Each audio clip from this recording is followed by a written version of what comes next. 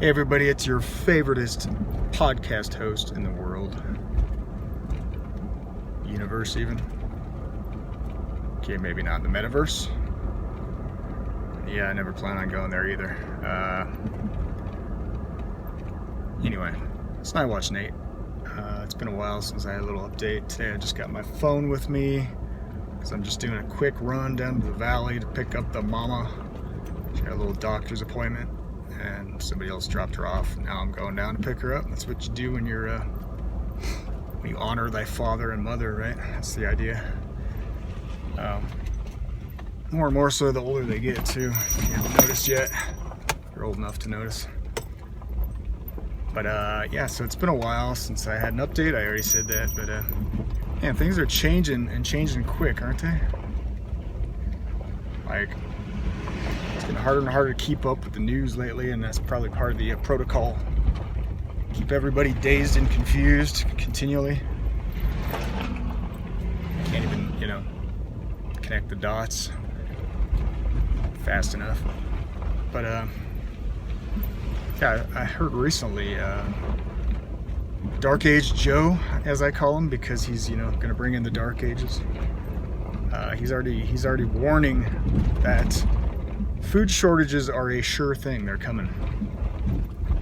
So, no longer a conspiracy theory like everything. Like the remember the use of a bioweapon and New World Order. He recently came out and used that phrase. All these conspiracy theories that, many of us have had videos deplatformed over for misinformation. They're all just like headlines today. Isn't that strange? And ultimately it's, in my book, which is the Bible, ultimately it's a prophecy being fulfilled, screaming from the headlines. And it's like, you almost hear God asking the question, where are his people, and when are they going to finally wake up, put on that eye salve like the Church of Laodicea and see their true condition, to realize the times in which we're living, and get a little more serious about God and what we believe and our role here on this planet as watchmen, right? I don't know, I guess that's the role that I've taken on, or I've attempted to, albeit an imperfect messenger that I am. I try. So yeah, I've been working on for way too long now. This road is getting insane, man. It's kind of fun, but at the same time I'd like to not have to change the suspension on this car every year. I was saying I've been working on another part 2. Well, I'm rephrasing it from the Bitcoin Bull, B-U-L-L, to Bitcoin Bowl, which is actually about the Super Bowl, in particular the halftime show. And the secret little messaging in the halftime show. I found a little gem when I was listening real close to the audio, and I went ahead and isolated it, the message, in my fancy schmancy algorithmic music / sound editing software. And so yeah, I tossed that in there, and a lot of different directions, but I try to keep roughly on the same wavelength for the show, because I have this tendency of just kind of covering everything within the periphery of the topic. So I'm trying to get a little better at focusing, I guess. My shows, at least, not the rest of my life, but at least, show by show. I got to take things one day at a time, one show at a time, and hopefully I'll get the swing of things eventually here. Who knows? Maybe one day I'll have more subscribers than Russell Brand. One can only hope, right? Not really. I can't even imagine having that many people looking at your videos, and what kind of a pressure that would be to vainly attempt to have some kind of influence on people's lives, but yeah, somehow. And I guess when you're making that kind of money and that's your full-time job, you can put quite a bit of, research and time and thought into your content, which I do anyway. So it's like, basically what you get when you watch my show is it's completely voluntary, right? Endless hours, I say. It's ridiculous. But yeah, this latest podcast been working on for a couple weeks now, on and off. I've had a lot of things going on. I had blood work done recently. I know I got a handful of friends on Facebook now. The under the alias Nate Mon, M-O-N. So if you're somehow seeing this video from any other source other than Facebook, you can try to look me up. I don't know. I was talking with Lauren Cope over the internets, and he said he couldn't even find me when he looked up that name. So that's I had to send him a friend request to get him to friend up again. But yeah, it's just, other than dealing with different family members' health, my own health, I guess the good news is, even though I don't know how much good news it is from the blood work, there's nothing really conclusive. I think the main thing that stood out was low bun. I got low buns. I think it's an age thing. No, it's B-U-N, and I can't remember what it stands for, but it's very inconclusive. I looked it up, NIH research papers, studies, and they even posed a question at one point and asked, well, why do we even test this? Because it's so inconsistent. It varies based upon your hydration and your diet. So I don't know. It could be a bad indicator, and it could be related to some kind of liver problems, but it's not conclusive. All the other numbers were fairly normal. I had really small, which I'm not sure how to take this, as a man, but I had really small, I think red blood cells, I think is what it was. And so, but it wasn't like extreme, it was just on the small end. So a little abnormality here and there, but other than that, nothing major. So, I mean, it's kind of a mixed bag because, I still don't know exactly what's going on, because I still have every morning, every day, throughout the day, like right now, aching, just dull aching in my sides. Shit, this window's, don't have to listen to all that noise, my bad. So yeah, I have all this, I don't have to shout so much either. I have all this dull aching in my abdomen, right around my rib cage. It's just weird, and I know there's something wrong, and I don't know if it's related to my... I thought it was related to liver and or kidney. Maybe it was. Maybe things have healed a little bit. I've been doing nothing but juicing for like the last month plus, and totally cold turkey on the alcohol. No more drinking for me. Isn't that how life gets when you get older? You just can't have any fun, right?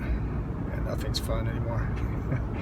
That's where I have all my fun creating my videos. So I hope when you watch, especially this latest one, I hope you have some fun too, because it's funny. I just try to be silly, but at the same time I'm covering kind of an important topic. Yeah. That is directly relevant to the entire world eventually, and in particular, Christians. Bible-based Christians, which I hope most of you are out there, or at least seriously considering it. I got to read more of my Bible too. I was doing that for a while too. I was hot baths every other night, and I turn on some audio Bible, starting from Genesis. I haven't got too far yet, man. Some of those books are long. Numbers.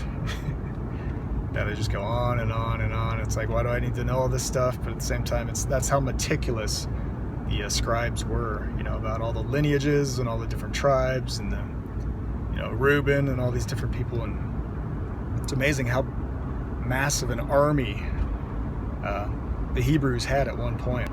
Yeah, latest podcast should be good. I'm gonna try to keep this one short. I'm already 10 minutes.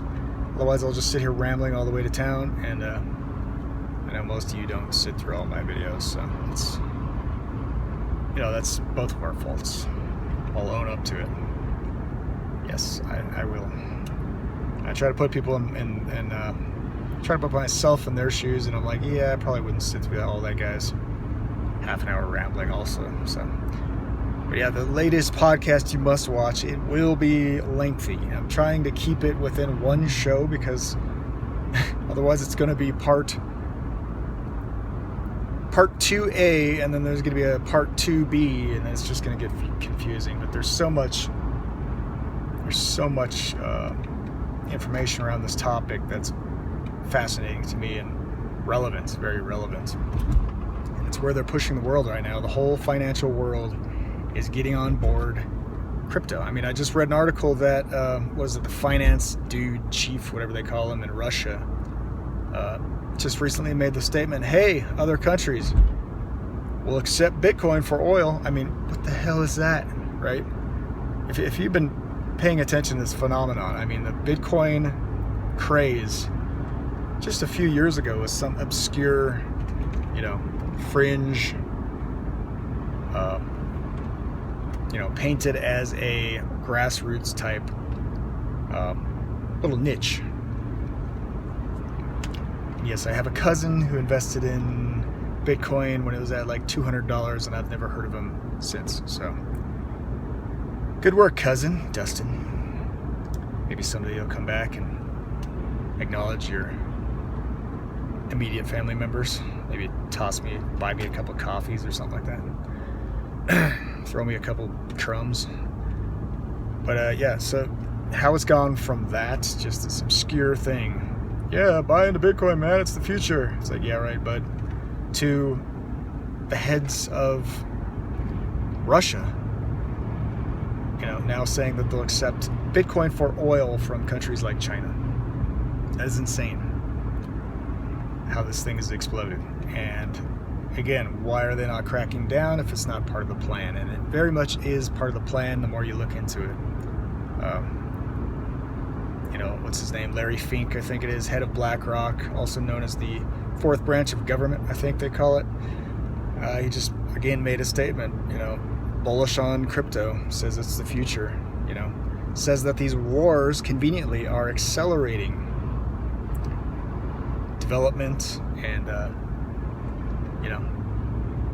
investment in cryptocurrencies. And we've seen it dived a couple times now, but you know what? Like I called it, it hasn't gone under Elon Musk's price range of 32,000, where he bought in, and he says he's not selling. So yeah, they keep propping it up. Now it's going to the moon, right? That's what they're all saying. So they're trying to get the whole world on board this technology. But the more you look into this technology, the scarier and scarier. I can't speak right now. The scarier and scarier it gets. And how much control this technology is going to have over our lives. And, just how much of our autonomy, our freedom. When you, and the Bible predicted it, whether you think they're just following, the book of Revelation like a guidebook for their little New World Order, whether you think they believe in it or not, or they're just like, hey, you know what? That's not a bad idea. We should come up with this mark concept that will control buying and selling. That would be ultimately the best way to control the populations of the world. What came first, the chicken or the egg kind of question? But in any case, it's coming. So call it what you will. The technology, what I call the beast tech, is on its way. It's currently in full development, and it's ready to be rolled out. Like, one guy, I got his name now, he was on Joe Rogan, he mentioned, in Europe, countries of Europe, they already have all these little kiosks where you swipe your QR code for your vaccine passport. They already got them all in place all over, practically every store. So it's a, hop, skip, short little jump away from complete control over your buying and selling, pegged to a social credit score system. Make no mistake, that's coming. And you think you have freedom now to even what little freedom people do choose to exercise on social media platforms, which is kind of a counterfeit in my mind. Good luck, right? Speaking out, exposing, as so many people are doing today, exposing the corruption, exposing the lies, trying to upturn the narrative when your online presence, your digital identity is tied in with your real world identity, which directly influences, your buying and selling, your ability to have a job, your ability to get a loan, to buy a house, to buy a car, anything. Just look at China. If you haven't looked at China yet, how they control their population, how controlled the population of China is with all this bull crap, completely cashless, tied to social credit score system. That, in my mind, as a free thinker, is nightmarish and Orwellian as it gets, but yet it's alive and well today. And in some respects, they're kind of like the trial run, right? Like China is the model. They even said that during the COVID. Like they handled that. If only we could have handled it like China. Well, what's going on in China right now? They've once again locked down millions of people over a supposed outbreak of, a couple dozen people? It's insane. So it's just going to keep getting crazier. We know from the scripture, we know from prophecy. If you don't know, then maybe you should read a little more prophecy. Tune in to the Nightwatch as well. And I'll try to be savvy and informative and entertaining at the same time. Anyway, thanks everybody for watching. God bless. This is Nightwatch N8. I gotta concentrate on the road. Signing out.